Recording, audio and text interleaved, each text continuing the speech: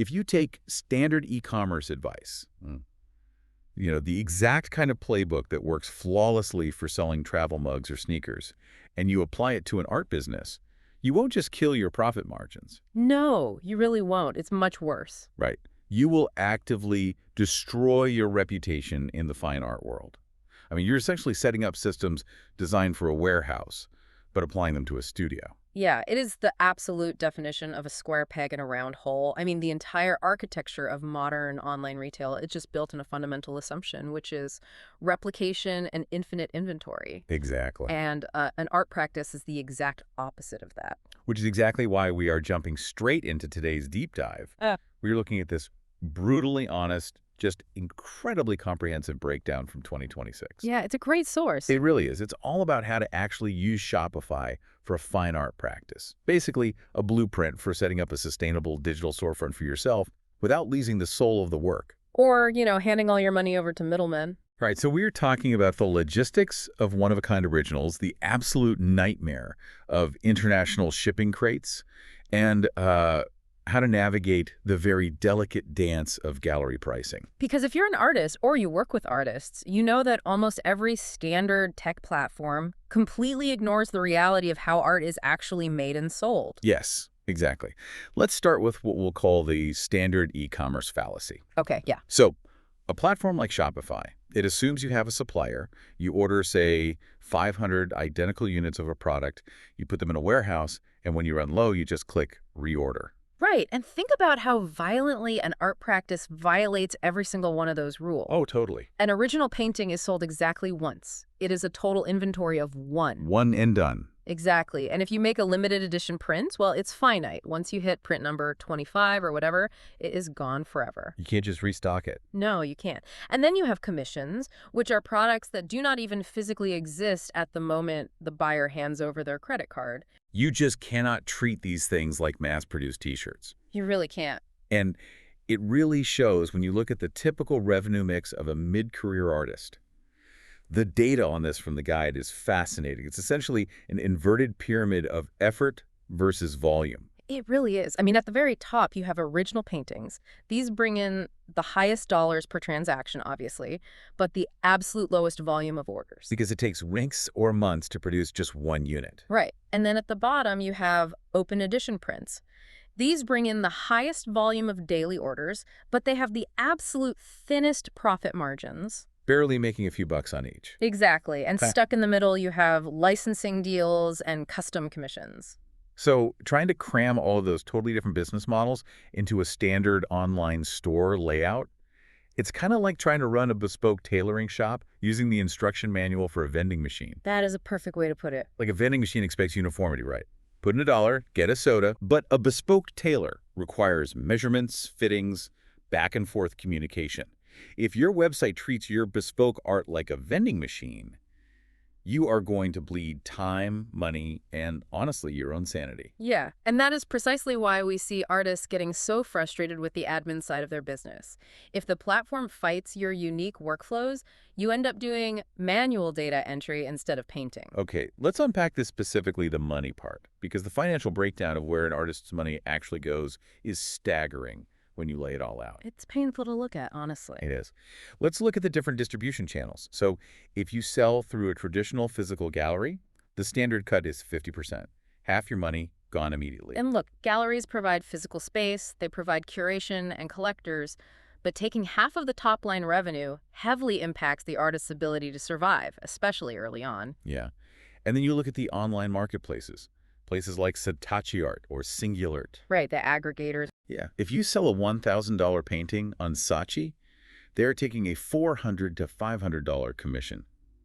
That is 35 to 40% just to host a JPEG on their website. It's a massive chunk. But if you own the property, like if you run a direct Shopify store, you're only paying about $29 in credit card processing fees on that exact same $1,000 painting. What's fascinating here is that the immediate knee-jerk reaction is to say, well, I should abandon all marketplaces immediately and only sell direct. Right. I mean, why wouldn't you just keep the extra $400 every time? Because that is actually a massive strategic mistake. Oh, really? Why is that? Because marketplaces have something you don't, which is millions of daily active users who are already in the mood to buy art. Ah, okay. The strategy here isn't to abandon them, it's to create what the guide calls a canonical catalog. Okay, a canonical catalog. Break that down for us. What does that actually look like? So you treat your direct storefront, your Shopify site on your own domain as the ultimate authoritative catalog of your work.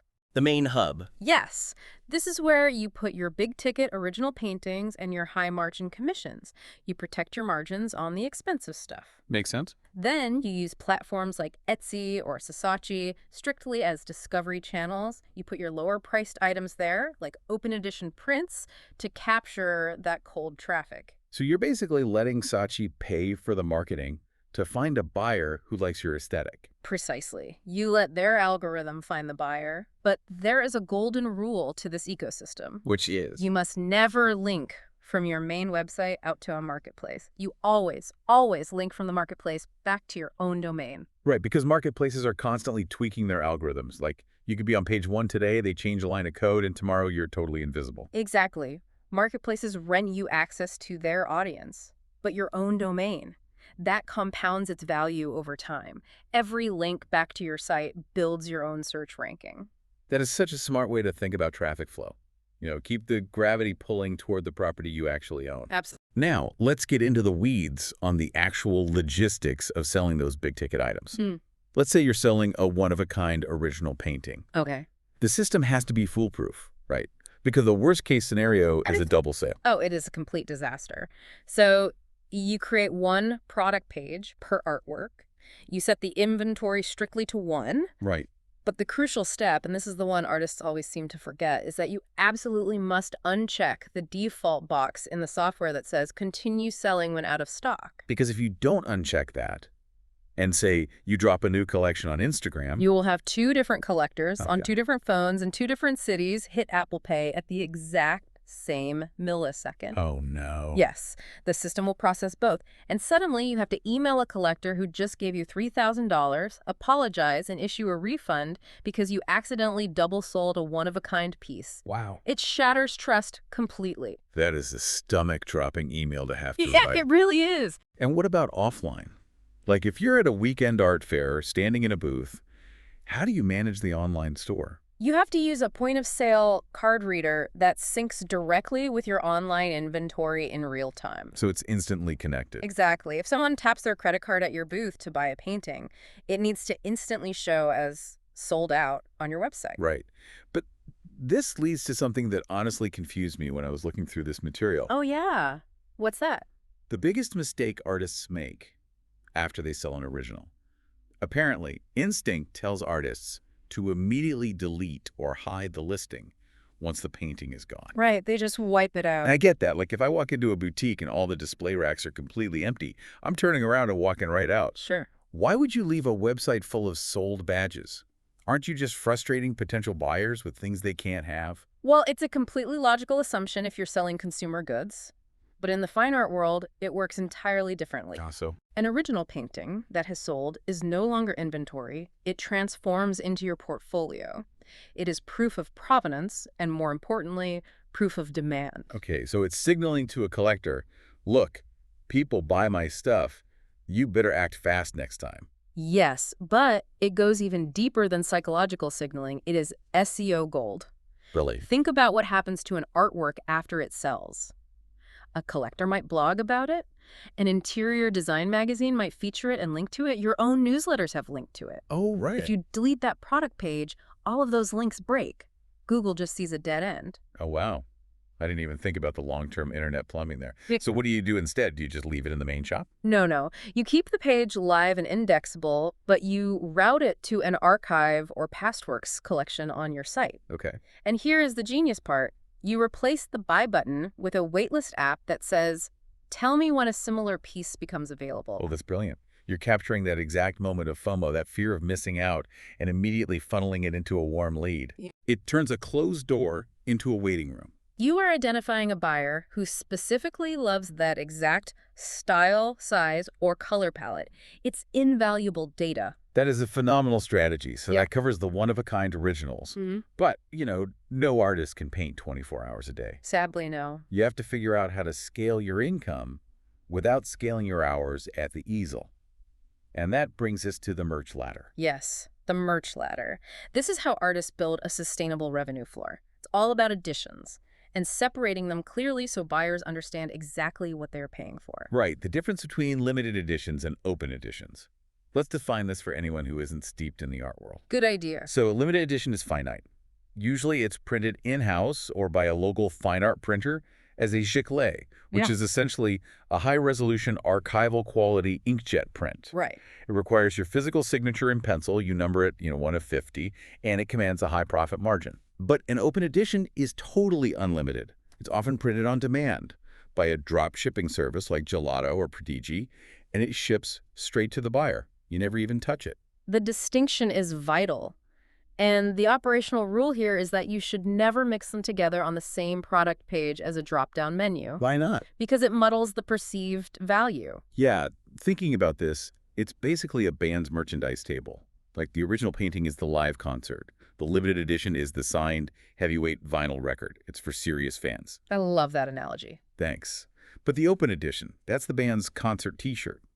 It has a lower margin, sure, but it reaches a massive audience. Exactly. If a college student buys a $40 open edition print, you've just acquired a customer who might buy a $4,000 original in 10 years when they get their first big promotion. It creates an entry-level stepping stone for new collectors. And, as a bonus, it builds your mailing list automatically. Here's where it gets really interesting, though. Let's look at commissions, taking custom orders from clients. This is usually the highest margin product an artist offers, and yet it is almost always the one that goes disastrously wrong. It really is. Because a commission is an abstraction. You are selling an idea that doesn't exist yet. Right. If you and the buyer have different images in your heads and you don't manage those expectations perfectly, it devolves into endless revisions, resentment, and just a terrible hourly wage for the artist. To prevent that, the guide outlines a very specific 4-step process for handling commissions through a digital storefront. Yeah, and step 1 is all about the intake form.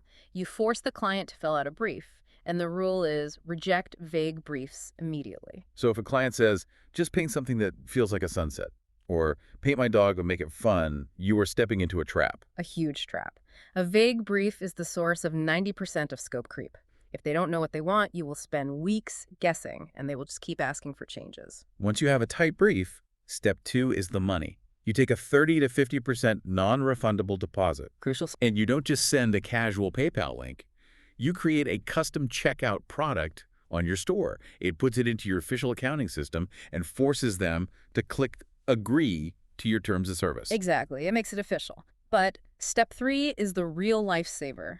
You must get explicit written approval from the client at the 50% completion mark of the actual artwork. Why the 50% mark specifically? Why not at the end? Because at 50%, the underpainting is done, the composition is locked, but the fine details aren't finished yet. Okay. If the client wants to change the color of the sky from blue to purple, making that change right now is relatively cheap in terms of your time. That makes sense. If you wait until the painting is varnished and finished to show them, and then they want a purple sky, you have to start completely over. So you're saving yourself from a psychological breakdown at the 11th hour. Exactly. And then step 4, the final balance, is sent as a draft order through the store, and you don't ship a single thing until that invoice is paid.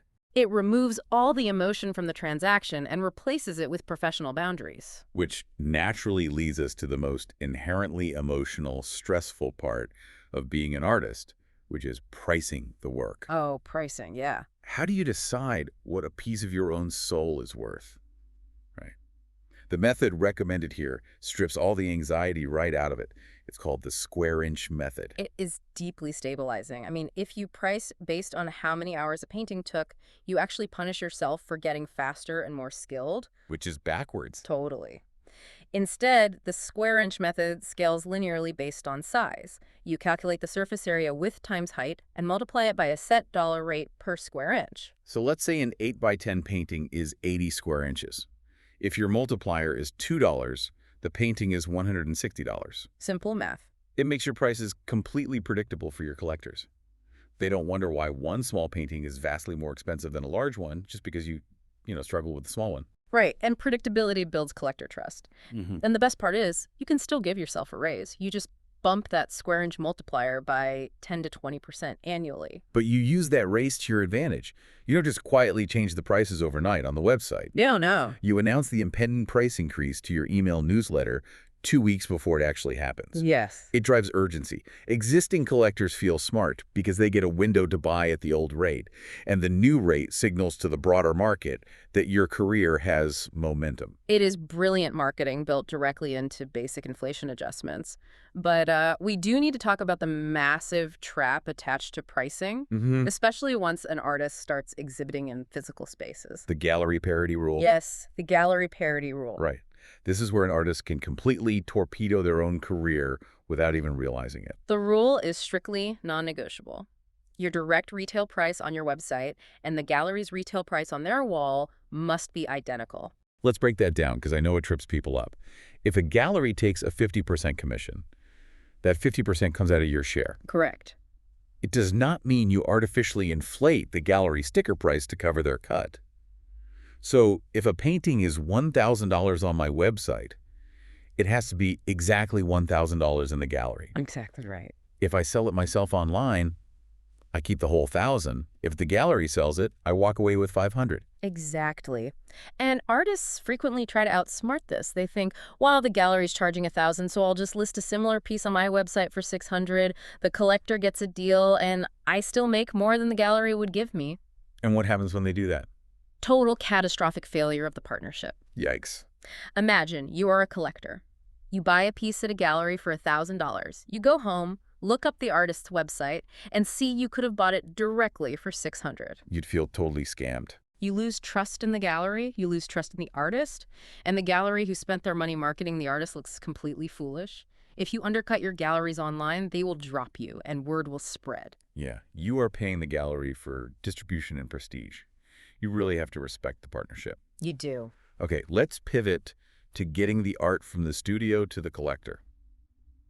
The shipping nightmare? Oh, the shipping! The data is clear on this. You cannot just slap a flat $240 shipping line item at the end of the checkout process for an original piece. It causes massive cart abandonment. I mean, in the age of Amazon Prime, consumers are psychologically conditioned to hate shipping fees. Oh, for sure. When a buyer decides to spend $3,000 on a painting, and then at the final screen they get hit with an extra $300 for shipping, it completely kills the dopamine rush of the purchase. So instead, you have to do the math up front. You figure out the cost of the custom plywood crate, the foam, the specialist art courier, and the insurance, and you fold all of that directly into the retail price of the artwork itself. Yes. Make shipping free at checkout. Exactly. Make it seamless.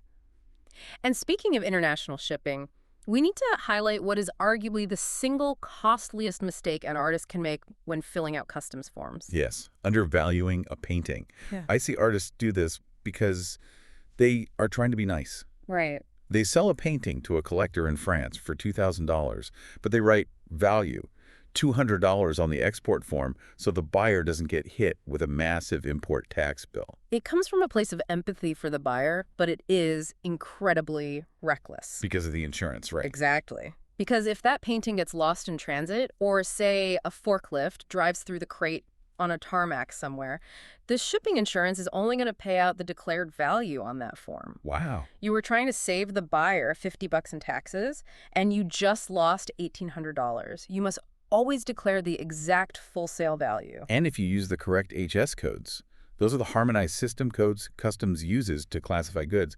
You don't even need to lie to save them money. That's true. The code 9701 specifically covers original paintings, drawings, and pastels executed entirely by hand. In many places, like the EU and the UK, original art classified under 9701 actually carries a 0% customs duty anyway. Really? Yeah. You just have to do the paperwork correctly and let the duties at checkout software handle it. That attention to detail, the proper codes, the proper valuation, that is what separates a hobbyist from a professional practice. Totally. And it leads perfectly into the final administrative layer of running a studio. The paperwork. Specifically, certificates of authenticity or COAs. Yeah. Why does a single piece of paper matter so much for the long-term value of a canvas? Because without it, you strip away the artwork's future mobility in the market. Every original and every limited edition needs a COA. What goes on it? It must include the title, the year, exact dimensions, the medium, the edition number, and it must have the artist's physical signature in ink. Okay, so it's a very specific document. Very. If you sell a painting today, and in 20 years that collector tries to consign it to an auction house, the very first thing Sotheby's or Christie's will ask for is the COA. And if they don't have it? Without it, the risk of forgery is just too high. They won't take the piece. So without that paper, you haven't sold them an investment. You've basically just sold them a very expensive poster. Precisely. And this administrative rigor applies to your STO policies, too. A return policy for art is very different from selling sneakers. How so? Originals and commissions are strictly final sale. Open editions, because they are mass-produced commodities, usually have a standard 14-day unopened return window. That makes sense. But for damage in transit, you must stipulate that the buyer provides photos of the broken crate within 48 hours, or the freight insurance simply won't pay out. Wow. If we connect this to the bigger picture, all of this administration, the COAs, the meticulous records, the strict return windows, it all ties into something called the artist's resale, right? Or ARR. Yes, ARR. I honestly had no idea this even existed before reading this guide. It is a phenomenal piece of legislation. In the UK, the EU, and about 24 other countries, living artists have a legal right to a royalty every single time their original work is resold by an art market professional for over £1,000. Wait, really? So if I sell a painting today for $2,000 to a collector, Okay. and then 10 years from now, my career blows up and that collector resells my painting through a dealer for $20,000, I get a percentage of that secondary sale. Yes, you do. It is managed by collecting societies, like DATS in the UK. They track the sales and send you a check. That's amazing. But, and this is the massive caveat, you only get that royalty if the provenance of the artwork is rock solid. Ah, the COA. If you have the COA, if you have the records. That is exactly why treating your Shopify store like a rigorous database from day one is so vital. It tracks the primary sale so you can get paid on the secondary sale. Okay, bringing this all together, setting up a storefront as an artist isn't just about throwing up a buy button and hoping for the best. Not at all. It's about structuring a catalog that deeply respects the unique, finite nature of your inventory. It's about protecting your profit margins, navigating the psychology of your collectors, maintaining trust with your galleries, and automating all of this heavy lifting so you can actually step away from the laptop and get back to the easel.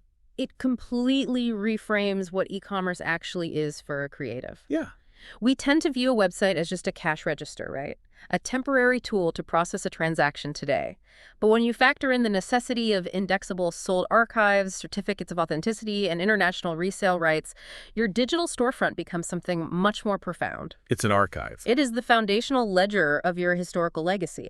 It's not just where you sell your art today, it's where you prove its existence and provenance for the next 100 years. And as a final thought to leave you with, think about the direction the internet is heading. Oh, this is interesting. We are entering an era where artificial intelligence is flooding the web with infinite synthetic imagery. Millions of generated pictures a day. It's overwhelming. In a world where digital abundance is literally endless and frictionless.